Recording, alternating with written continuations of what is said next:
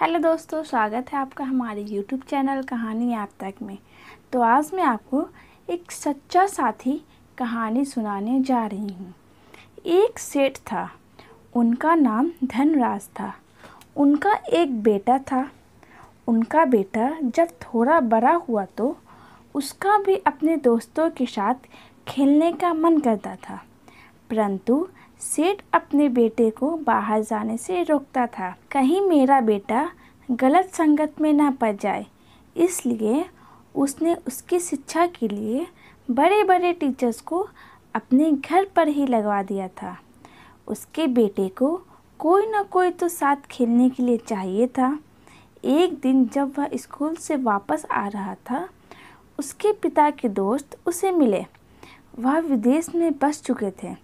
उनके पास एक बहुत ही अच्छी नस्ल का कुत्ता था। उसका नाम रॉकी था।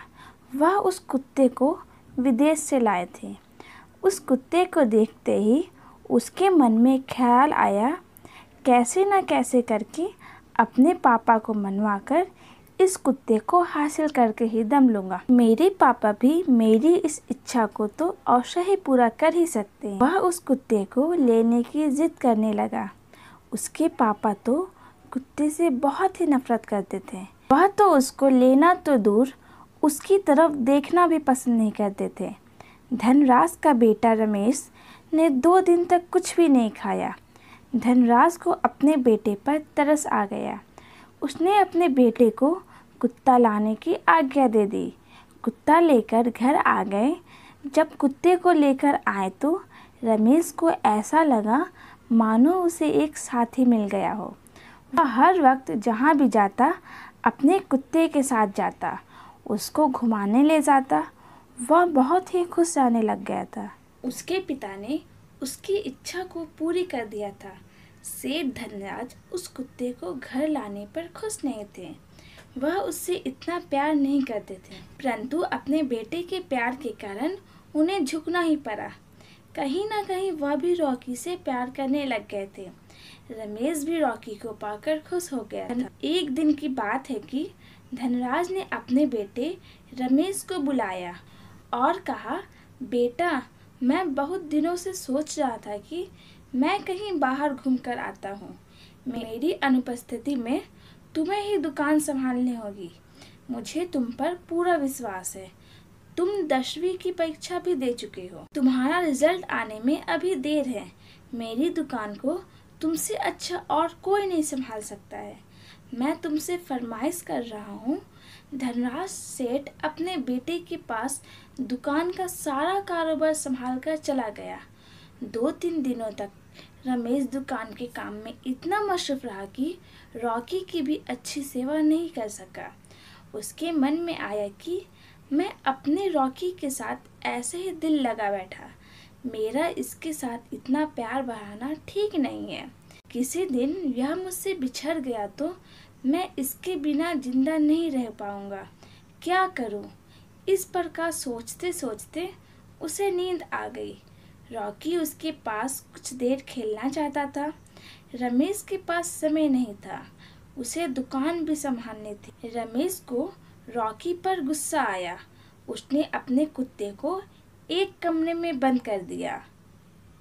वह उसे काम नहीं करने दे रहा था। इस बात को वह भूल गया था कि उसने रॉकी को बंद कर दिया था। उसे दुकान में ही नींद आ गई। उसने अपने रॉकी को कमरे में ही सारी रात बंद रखा। रात को चोर आए, उसकी दुकान में से सब कुछ चुरा कर ले गए। रॉकी कुछ नहीं कर सकता था क्योंकि वह अंदर बंद था। धनराज की दुकान में कुछ भी नहीं बचा था। सुबह जब उसकी नींद खुली तो देखा उसका लॉकर खाली था। चाबियां, सारे के सारे कपड़े और सारा रुपया चोरी हो चुके थे। दूसरे दिन उसके पिता घर पहुंच चुके थे। उन्होंने देखा सारी दुकान खाली पड़ी थी। सारा का सारा सामान चोरी हो गया था। उन्होंने अपने बेटे को कहा, तुम्हारे ऊपर विश्वास करके मैं दुकान तुम्हारे भरोसा छोड़ कर गया था। मुझे तुम पर विश्वास नहीं करना चाहिए था। इससे अच्छा होता तुम पैदा ही नहीं हुए होते। तुमने तो मुझे कंगाल बना दिया। तुम्हें मैं घर से निकाल भी नहीं सकता। ना जाने अपने बेटे को गुस्से में उसके पिता ने क्या क्या खरी खोटी सुना डाली। रमेश सोचने लगा, सब कुछ इस रॉकी का ही कसूर है। यह मुझे काम नहीं करने दे रहा था। हमारे पास तो अब कुछ भी नहीं बचा है। सचमुच ही मुझे इस रॉकी को कहीं छोड़ देना चाहिए था। इससे पहले कि वह कुत्ते को कहीं छोड़ देने का विचार बना रहा था, उसके पिता बोले, एक तो तुम कमाते कुछ भी नहीं हो और उस पर कुत्ता पालने का शौक रखते हो। कुत्ते को पालने का इतना ही शौक है तो अपने दम पर पालो। रमेश को अपने पिता पर क्रोध आया। वह बोला, यह मेरा कुत्ता नहीं है, यह मेरा दोस्त है। इसको मैं कहीं छोड़ने की भी नहीं सोच सकता। उसके पिता ने कहा, अगर इस रॉकी को घर में रखना है तो मेरे घर में इसके लिए कुछ भी नहीं है। रमेश फूट फूट कर रोने लगा। 2 दिन तक ऐसे ही परेशान घूमता रहा। तीसरे दिन उसने सोचा, ठीक है, अगर मेरे परिवार वाले ऐसा नहीं चाहते तो मैं इस रॉकी को अपने से दूर कर दूंगा। वह मन मारकर उसे बहुत ही दूर छोड़कर आ गया ताकि वह वापस ना आ सके। उसके पिता धनराज ने भी सारा कसूरवार उस रॉकी को ही ठहरा दिया था। वह भागकर रमेश को जगा सकता था। उन्हें क्या पता था कि इसमें रॉकी का कोई कसूर नहीं था। वह तो बेचारा कमरे में अंदर बंद था। थक हार के उसे नींद आ गई थी। रमेश अपने कुत्ते को छोड़ तो आया, परंतु अपने पिता धनराज उसे एक दुश्मन नजर आने लगे। उन्होंने सारा दोष उस कुत्ते को दे दिया था। इस कारण जल्दबाजी में रमेश ने यह फैसला ले लिया। वह अपने रॉकी से बिछड़कर बहुत ही पछता रहा था। एक दिन उसके पिता और रमेश दोनों अपने घर के दूसरे गैराज में, जिसको कभी नहीं खोलते थे, वहां पर गए। वहां पर किसी के रोने की आवाज़ जोरों से आ रही थी। रमेश ने देखा, उसका रॉकी लौटकर वापस आ गया था। रमेश ने आओ देखा ना ताओ कसकर रॉकी को प्यार करते हुए कहा, अच्छा हुआ जो तू वापस आ गया, नहीं तो मैं अपने आप को कभी माफ़ नहीं करता। उसकी आंखों से झरझर आंसू बह रहे थे। रॉकी भी प्यार भरी नजरों से कुछ मानो व कुछ कहना चाहता था। उसके पिता ने गोदाम खोला तो उसकी आंखें फटी की फटी रह गई। उसके घर का सारा चोरी हुआ माल बोरियों में फेंका हुआ था।